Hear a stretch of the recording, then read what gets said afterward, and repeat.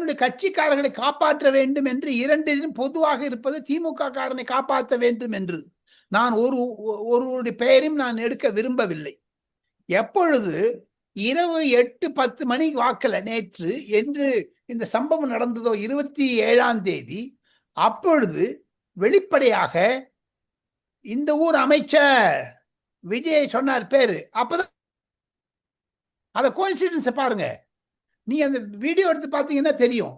எத்தனை மணிக்கு பார்த்தீங்கன்னா இந்த ஆக்சிடென்ட் நடந்ததும் அதுக்கும் நடுவு எப்படிங்க 3 ஆம்புலன்ஸ் வரிசையா வருது. தமிழக அரசாங்கத்தின் ஆம்புலன்ஸ். அது எதுக்காக கொண்டுறாங்க? அதைத்தானே எடப்பாடி பழனிசாமி சுட்டி காண்பித்திருக்கிறார். மேடையிலிருந்து பார்க்கும் பொழுது, பஸ்ஸுக்கு மேலேருந்து பார்க்கும்போது 3 பஸ் வருது, ஏறங்கிறது ஏன் கேட்டுக்கிறார். அந்த வீடியோ கிளிப்பு வேற இருக்குதே. இதெல்லாம் வைத்து பார்த்தால் கண்டிப்பாக இது ஒரு சதி நடந்திருக்கிறது என்று விஜய் கட்சியினர் சொல்வதை விசாரணை செய்ய வேண்டும் என்பதுதான் பலருடைய கருத்து.